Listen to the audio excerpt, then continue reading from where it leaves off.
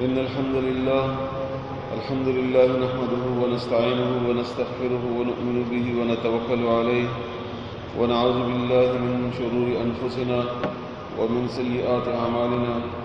من يهده الله فلا مضل له ومن يضلله فلا هادي له وأشهد أن لا إله إلا الله وحده لا شريك له وأشهد أن محمدا عبده ورسوله يا أيها الذين آمنوا اتقوا الله حق تقاته ولا تموتن إلا وأنتم مسلمون يا أيها الناس اتقوا ربكم الذي خلقكم من نفس واحدة وخلق منها زوجها وبث منهما رجالا كثيرا ونساء واتقوا الله الذي تساءلون به والأرحام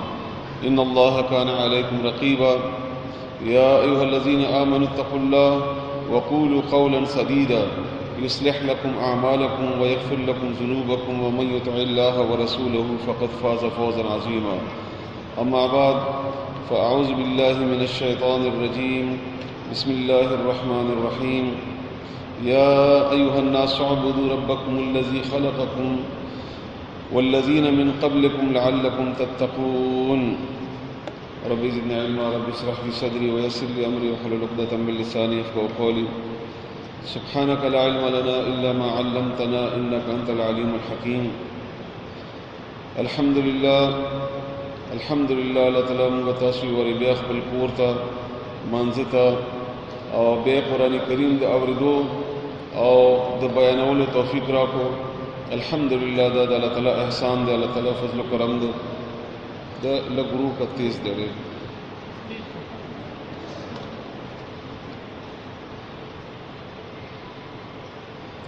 نو څومره چې شکریا تاسو د الله ادا کړئ د الله د شکریه حق ادا کول نه شروع کوو صحیح ده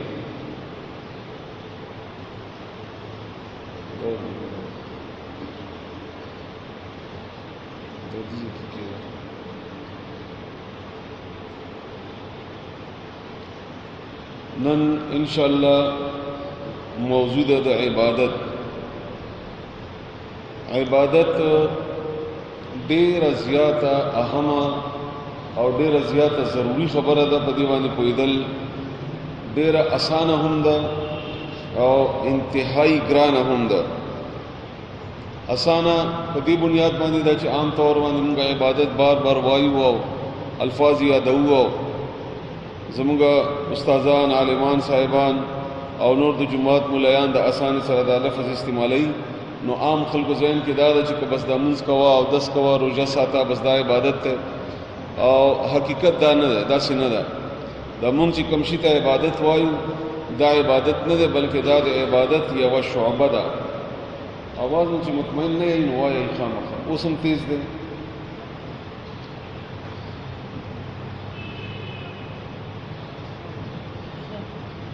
نه ډېر مو چې توبه گونج کوي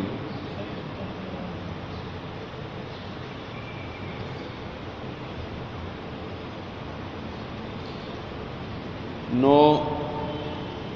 عبادت دا کوم چې زمونږ مستقل شاګردان دي دوی ته دا درخواست چې دې خبره باندې انتهایی ځان پوي کوي ویلي کوي نوټس ځان سره واخلئ چې ښه طریقې سره تاسو په دې باندې پوه شئ نو وروسته به تاسو ته بیا فایده وي انشاءالله د دې ډېره زیاته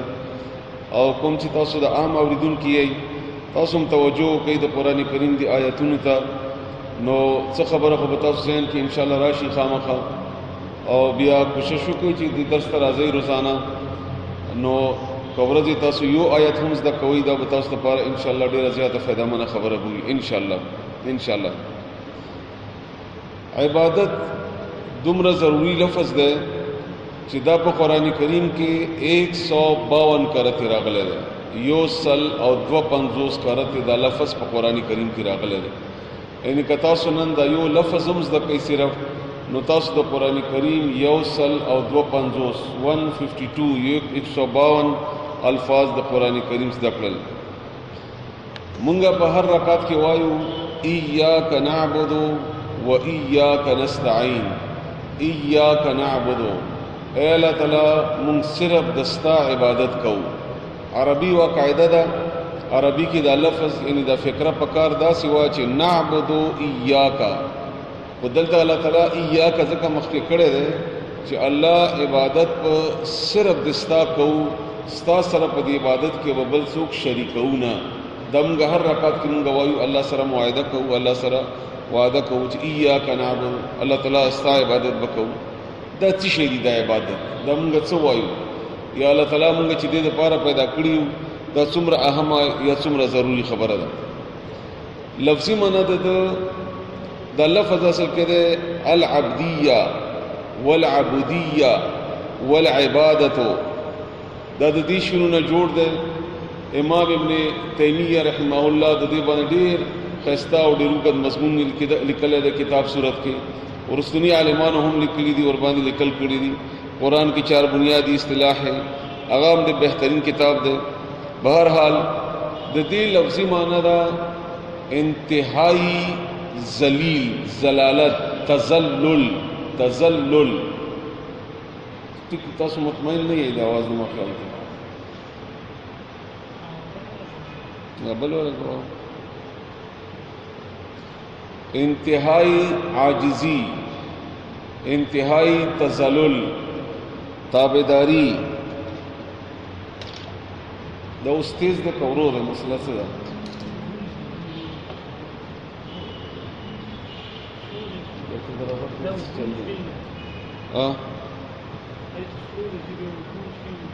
اصل کې تیز شي به زیات گونج شي تلک تیز کا بیا وګورو اوس تیز شو ایاک نعبد و ایاک نستعین او صحیح ده نو دا لفظ اصل کې ده العبدیه عین با دال دینه دا لفظ جوړ ده محمد بس دروازې کلاوي عین با او دال دینه جوړ ده دا لفظ خصو یعنی خا ضاد وا او عین دې ته هم ویل کېږي عاجزی انتہائی تذلل تابعداری بالکل بالکل فل کلاو کا جگہ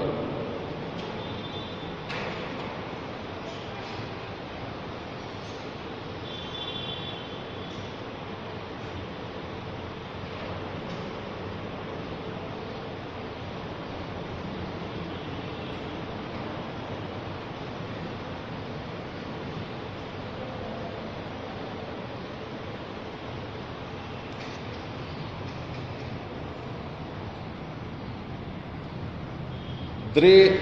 د مشهوري معنی دي درې معنی مشهوري معنی انتہائی عاجزی چې ورته تذلل وای ذلت اغستل او تابعداری اطاعت او پوجا او پرستش چا د پاره چې د انتہائی عاجزی وکي او بیا د هغه په طریقې باندې چې روان شي چې کومه طریقه هغه خودلی وي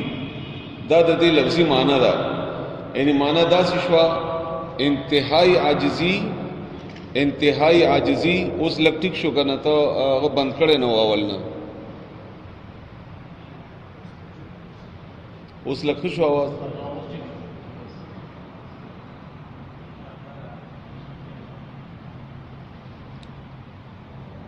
اوس صحیح شو تاسو بند کړي نو ما تاسو ته پرونی ویلی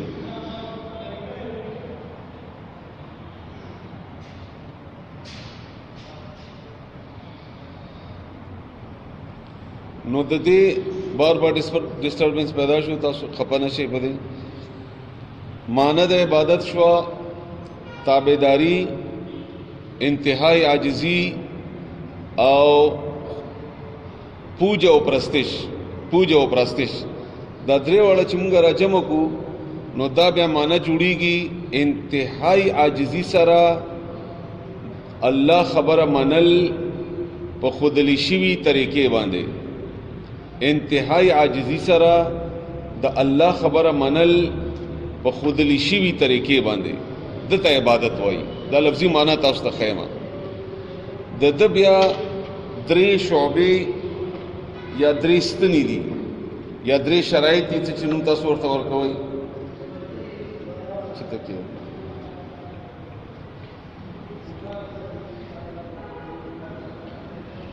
یو د خوف،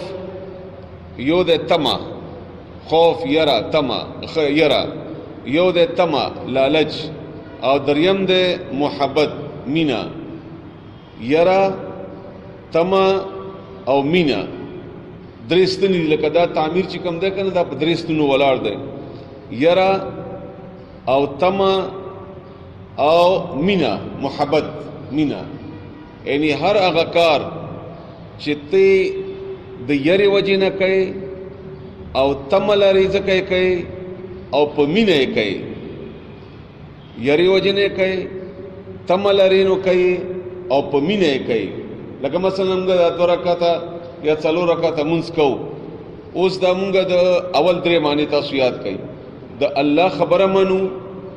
انتهائی عاجزی سره منو، په خودلی شوي طریقې منو. لکه اوس 2 رکعاتو په ځای موږ 4 وکړو یا د 4 په ځای 6 وکړو، بیا به نه قبلېږي دا، ځکه دا خودلی شوي طریقه نه ده بیا. او انتهائی عاجزی سره کول دي، انتهائی عاجزی سره. همدارنګې خودلی شوي طریقې باندې، خودلی شوي طریقې باندې د الله خبره منل. د دې عمل کې دا کم چې موږ د الله خبره منو، په دې عمل کې موږ ته 3 شرایط دي. د دې عمل، د عمل تاسو یو تعمیر تصور کړئ، دا یو تعمیر دی. د دې 3 شرطونه دي. یو دا چې یره به وي، یریږي به نو ځکه به کوي. دویم دا چې تمه به دې وي، لالچ به وي تمه. دریم دا چې په مینه به کوي. یریږم د الله نه چې ناراضه نه شي، که مې نه کړو خفه به شي، الله به مې جهنم ته واچوي، سزا به راکړي، قبر عذاب به راکړي. نو دا یره موجوده ده موږ سره. یو او تمه لرو، تمه دا لرو چې الله به راضي شي، جنت به راکړي، انعامات به راکړي، دنیا کې به انعام راکړي، آخرت کې به انعام راکړي. دریم دغه کار په مینې باندې کوو، چا نه مجبور شوي نه یو، چاته یې ښایو نه، بل څه مطلب مې نشته، په مینې سره کوو، انتهائی محبت سره کوو. دا 3 واړه شیونه چې کم عمل کې راشي، دا د هغه عبادت شو. بیا دې ته عبادت ویل کېږي. لکه مثلا زه اوس یو سړي نه یریږم، دا سړی د انجینیر صاحب د ده نه زه یریږم، د یرې په بنیاد عمل کوم چې هر څه عمل مې وکړو، دا د ده عبادت شو. او ده نه مې تمه هم ده چې ما ته به 100 روپۍ راکوي، نو دا د عبادت بله حصه شوه. او زه د ده خبره ډېره په مینې منم. نن اواز ښه دی، لږ ګزاره کوي. نو زه ډېر په مینې باندې منم. نو دا د دې عبادت 3 وړه شرطونه دا پوره شو. نو ما عبادت وکړو د ده سړي، ځکه چې دې نه یریدم، دې نه مې تمه وه، دې سره مې مینه وه، د کار سره مې مینه وه، یا د کس سره مې مینه ده. ټیک شو. څه مې وکړل؟ خبره مې ومنله، ډېر عاجزي سره مې ومنله، او کومه طریقه چې ښودلې وه په هغې طریقې مې ومنله. کومه طریقه چې ښودلې وه په هغې طریقې مې ومنله. دا 6 خبرې یادې ساتئ. وړومبنۍ معنا، او دریمه د دې روح یا د دې هغه شرایط معنا بیا واورئ. انتهائی عاجزی سره د الله خبره منل په ښودلې شوي طریقې باندې. انتهائی عاجزی سره د الله خبره منل په ښودلې شوي طریقې باندې. ځکه چې یریږم، ځکه چې تمه لرم، او ډېر په مینې کوم، د عبادت وایي. اوس دا څه شی دي؟ هر شی کېدی شي. دا ولاړه ناسته، وتل، کېناستل، بازار ته تلل، واده کول، بدي کول، جنگ کول، جهاد کول، دا ټول چې کله د الله دپاره شي، دا هر څه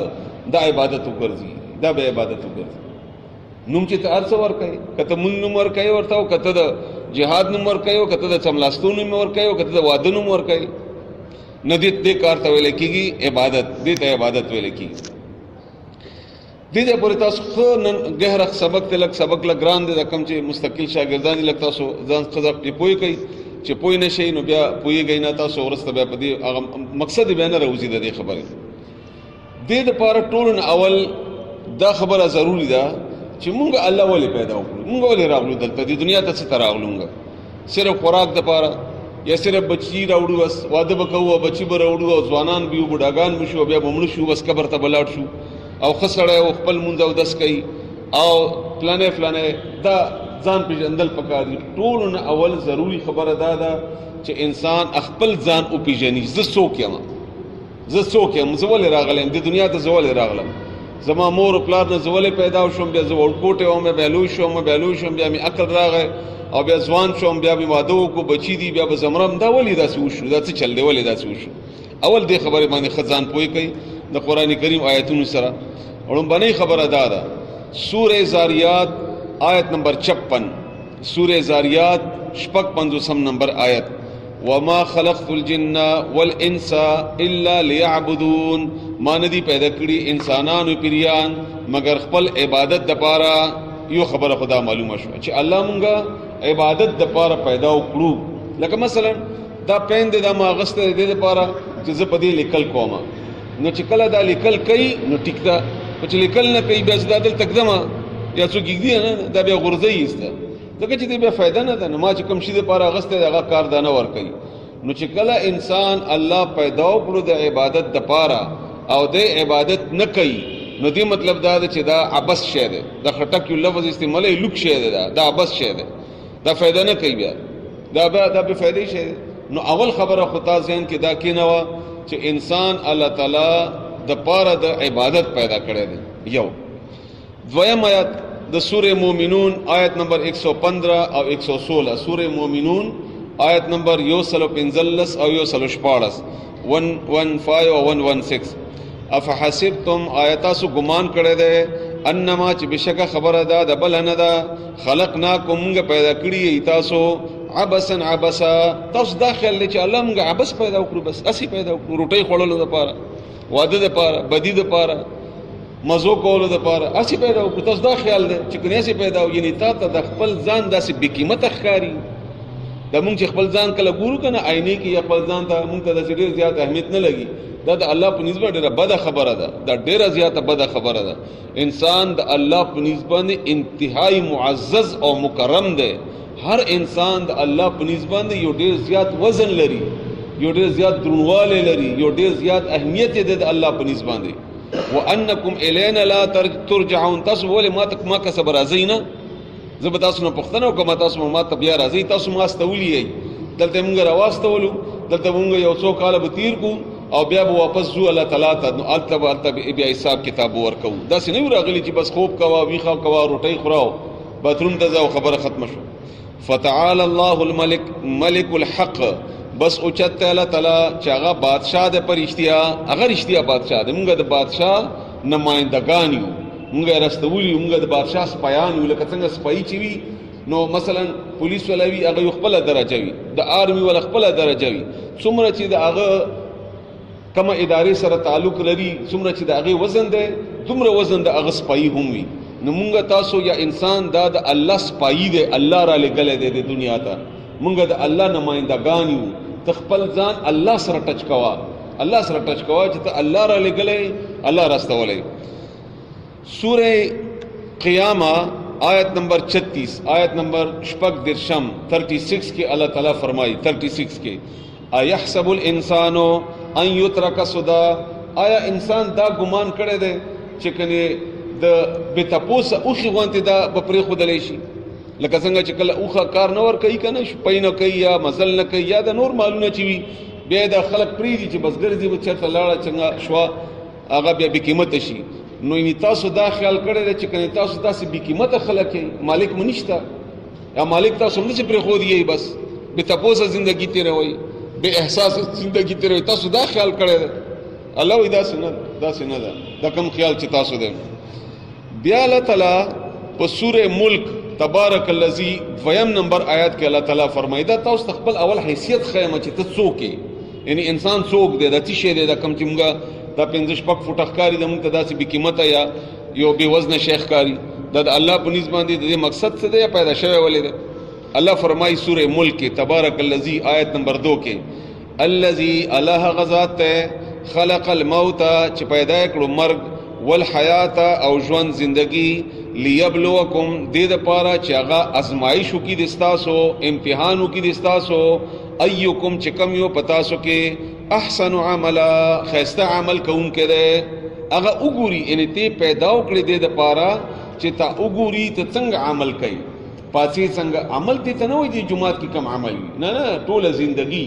ته سحر پاتې څنګه بیا باتروم ته څنګه ځي بیا راوځي څنګه بیا مونږ څنګه کوي بیا عبادت څنګه کوي بیا بازار کې کاروبار څنګه کوي دکان ته څنګه کېني خپل ولی څنګه کوي رشتې څنګه پایلي وغیرہ وغیرہ څه چې تاسو سره متعلق دي دا ټول تاسو سره چې کوم شی متعلق دي دا ټول هغه ګوري الله تعالی ماده لپاره پیدا کړي چې دا الله وګوري چې کم یو پکې خیسته زندگی تیري پاتې دو خیسته باتروم ته لاړو خیسته او 10 چراندا مې کو خیسته راغلو منځ ته په خیس سره ودرېدو بازار ته لاړو ناشته وکړه خیسته څنګه چې رسول الله صلی الله علیه وسلم خود لې چې خط توجه تاسو کې ان شاء الله کویږي ګران نه ده موضوع خو بهرال وګدا او په دې بنیاد باندې چې موږ تصور ټیک نه درا کړی شوی موږ ډېر خراب عبادت کوو د دلته چې تاسو جمع کوئ ما ته ډېر افسوس راځي جړا راځي بالکل صحیح خبره کوم خبره لګي سخت دي او ما نه برداشت هم نه کیږي ما ته ټول ملګری وایي دا ډېر سپینې خبره مکو ځان ته مشکل جوړه کا جوړ شنو جوړ وي دا مونږ چې کم صف باندې ودرېږو دا بالکل د مانځه صف نه ده دا بالکل نه ده د مانځه صف رسول الله صلی الله علیه وسلم بچ ودرېدو هغه وویل استو صفوفکم اعتدلوا برابر ودرېږئ وسد الخلل خلل بند کړئ ما سره چې کوم سړی ولاړ دلته شته نه کني ما به ته خودلې ما او دغه په منځ کې تقریبا 1 فوټ فاصله وه 1 فوټ فاصله وه انا نږدې کېږي بیا چې مونږ لږ نږدې کېږو بیا مونږ نور وروسته چې دا چېرته وابي دی چېرته وبې مو چې ماران ورته ښکارو حالانکه رسول الله صلی الله علیه وسلم فرمایي چې جوخت ودرېږئ جوخ خلل مه پرېږدئ دا د رسول الله صلی الله علیه وسلم حکم دی بل ځای کې رسول الله صلی الله علیه وسلم فرمایي چې د فرشتو په شان ته ودرېږئ بالکل رسول الله صلی الله علیه وسلم کس مقرر کړی و به داسې صف باندې ګرځېدو او ویلې به چې چا خېټه وتې وي چې ولګي عمر رضی الله عنه به نیزه ګرځوله داسې په صف باندې به نیزه ګرځوله او ویلې به چې څوک وتلی چې د نیزې سره داسې کټ شي شا هغه شي نو زمونږ امام صاحب چې مخکې شي نه وایي چې سب برابر کوي درست ودرېږئ جوخت ودرېږئ هغه هم نه وایي هغه ذمه داري نه ګڼي بیا چې مونږ کوم ودرېږو څوک به داسې ولاړي څوک به داسې ولاړي چا خپې به داسې وي دا بالکل غلطي داسې به خپې ولاړي ته خو لږ آرمي کې یا فوج کې ودرېږه داسې چې تا ته پته ولګي څنګه سزا ورکوي نو څوک به داسې کاږه ولاړي وغیرہ دا عبادت نه دی دا عبادت نه دی یا مسلمانانو دا عبادت نه دی دا عبادت نه عبادت ته نه وایي عبادت شرایط دي مخکې زر ته خیمه دا د الله ته عبادت د الله بندگی کول دي دا ډېر اسانه خبره نه ده دا داسې ډېره او ډېره خوندوره ده مونږ منځونو کې خوند ځکه نه پیدا کېږي مونږ منځونو باره کې الله یو دوه ټکي استعمال کړي دي قرآن کریم کې وإذا قاموا إلى الصلاة قاموا کسالا کله چې دوی منځ ته ودرېږي سست پست بې توجهي سره بې احساسه زندگی سره قاموا کسالا کسلان سست پست بې توجه او بیا په سورہ معون کې الله تعالی فرمایي ارأيت الذي يكذب بالدين فذلك الذي يدعو اليتيم ولا يحض على طعام مسكين فويل للمصلين هلاکت د منځګزارو د پاره یعنی منځګزاري هلاک شول دا نه دی ویلي چې نه کوي هغه هلاک شول نه دا مونږ چې کوي دا هلاک شول ولی هم عن صلاتهم ساهون د خپل منځنه به خبره دي به غم دي همداسې ودرېږي او بس ګډو بېزو په شان دی که داسې ودرېدو که داسې ودرېدو که داسې ودرېدو او چې ته ورته وایي یا احساس ورکوي بیا هغه نوره مسله جوړېږي د هغې نه بهرحال دا صحیح طریقه نه ده دا صحیح نه ده الله دې قبوله کړي الله سره قبولیت ته الله چې قبلوي نو یو شی قبول کړي جنت دپاره کافي شي خو بهرحال دا چې کومه طریقه ده نو الله فرمایي ایکم احسن عملا تبارک الذی کې هم دا آیت دی په سورہ کهف کې هم دا آیت دی ایکم احسن عملا هغه ګوري چې کم یو په تاسو کې ښایسته عمل کوونکی دی نو مونږ د خپل منځونو ته دې وګورو بیا د خپله ووایو دا ښایسته دي بس تاسو ته خپله بیا پته لګي بل به څه ووایي چې ښایسته دی یا نور به څه هغه تعریف وکړي دا ښایسته دی سورہ بنی اسرائیل آیت نمبر 23 کې الله تعالی فرمایي درویشتم 23 کې الله تعالی فرمایي وقضا ربک او فیصله کړی دا الله تعالی قضاوت ته ویل کېږي آخري فیصله مضبوطه فیصله بنیادی فیصله دا د الله حکم دی الله تعبدو چې تاسو به عبادت نه کوئ الا ایاه سوا د هغه نه علاوه به د بل چا نه کوئ صرف د هغه عبادت وکوئ هغه شپږ خبر یاد ساتئ خبره به د الله منئ انتهایی عاجزی سره به منئ په خودلی شوي طریقې به منئ ځکه چې یریږئ به ځکه چې تمه لرئ د خیر د جنت وغیرہ او ځکه چې مینه هم ده په مینې کوئ مجبوري او یا بل څه خبره نه ده یا د خلکو د ښودنې دپاره نه په مینې سره دا د عبادت د شپږ ولې خبرې یادې ساتئ نو دا د الله فیصله ده. نو دا دې پوری تاسو آیتونه واوریدل، دینه دا معلومه شوه چې انسان الله تعالی انتهایی با مقصد پیدا کړی دی. ډېر لوی مقصد دی د دې، ډېر لوی مقصد دی د دې. اوس تا ته به حیثیت انسان خیمه چې ته د الله په نیز باندې استا وزن څومره دی. دا اسې څه آیتونه خو تاسو واورېدل که نه، دا بله پهلوي درته ښایمه چې تاسو لږ ذهن کې کښېني ښه ښایسته طریقې سره. هغه لومبني آیت سوره بني اسرائیل آیت نمبر 70، بنی اسرائیل اویایم نمبر آیت نمبر 70 اویایم 70. ولقد او په تحقیق سره کرمنا مونږه عزت ورکړی دی. کریم عزت، بے پناه عزت چې چاته ورکړي مونږه عزت ورکړی دی. لکه د تبلیغ ولرونه یو ټکی استعمالي، اکرام کوا، عزت کوا. ولقد کرمنا، بشکه مونږه، لقد یعنی تحقیق سره دا خبره ډیره مضبوطه ده. الله تعالی فرمایي مونږه عزت ورکړی دی بنی آدم ته، انسان ته، آدم اولاد ته ما عزت ورکړی. الله فرمایي وحملناهم فی البر والبحر،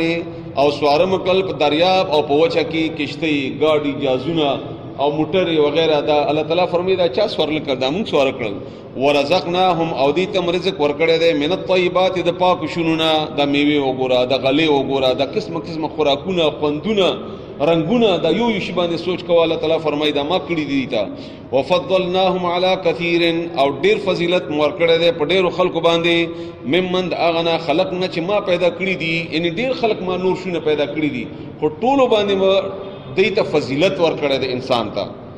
خر ګورا، جناور ګورا، درندې ګورا، چرندې ګورا، پرندې ګورا، پیریان ګورا، حتی که چې فرشتې ګورا، دا ټولو باندې ما انسان ته عزت ور کړی دی. الله فرمایي انسان میں معزز کړی دی. خلق ممن خلقنا تفضیلا، ما عزت ور کړی دی د انسان ته، عزت می ور کړی دی. څه خبره ذهن کې راغله که؟ اوس د سوره بقره آیت نمبر 13 واوري، آیت نمبر 30، آیت نمبر 30. وَإِذْ قَالَ رَبُّكَ، او هر کله چې اویلی رب دیتا، للملائکة فرشتو ته، انی زچ یما جاعل جوړون کې یما فی الارض بزمکه کې خلیفہ ته چې کله جوړې دي پیدا کولې الله تعالی. نو هغه وخت کې الله تعالی فرشتو ته ویلي چې زه خپل یو نماینده پیدا کوم، نائب. نو دلته دنیا ته به حیثیت خلیفہ راغلی. خلیفہ پیژنې څه ته وایي؟ زه خپل کار تا ته حواله کوم چې لاړ شه زما دا کار وکړه، دته خلیفہ وایي. لکه زه دلته مثلا دا درس کوم، زه سبا نه راځم یا څه کار مې پیښ شو، د الله تعالی نور کارونه نه دي چې کني الله تعالی اوسګار نه و، خدای جوړه کې انسانانو لپاره. نو تیر واسطه ولې چې زما دغه کار ته وکړه. یا مولوی صاحب دلته امامت کوي، هغه نشته، نو بل کس راواسته و چې ته لاړ شه زما دغه کار وکړه. نو دې دنیا ته چې ته راغلی، ته د الله تعالی د کار کولو دپاره راغلی، د الله کار کولو دپاره. دته خلیفہ وایي، نائب، استاذ، رسونکی د الله راواسته و دې دنیا ته چې کله د انسان پیدا شو. دا داسې نه ده چې بس اچانک پیدا شو، لکه څنګه د نیچر ولدي یا نیچر پرست چې کوم دي، هغې نه بیا کمونیزم جوړ شو، بیا نور شیونه وغیره. بهرحال دا داسې نه ده، دا باقاعده منصوبه ده د الله تعالی. هغې منصوبې سره انسان راغلو دلته. بل واورئ سوره اعراف، هغه تاسو واورئ آیت نمبر 75 75. دا واقعہ په مختلفو سورتونو کې راغلي ده. سوره شعراء کې هم ده، اعراف کې هم ده، او انعام کې هم ده. بهرحال تاسو دا یو واورئ. قال اولی الله تعالی یا ابلیس، اے ابلیسا، شیطان ته ویلي، ما منعک، څه شي منع کړی ته، ان تسجد، ته سجده دی اونکړله، لما د هغه کس دپاره، هغه چاته، خلقت بیدیا چې ما پیدا کړی ده په خپل لاس.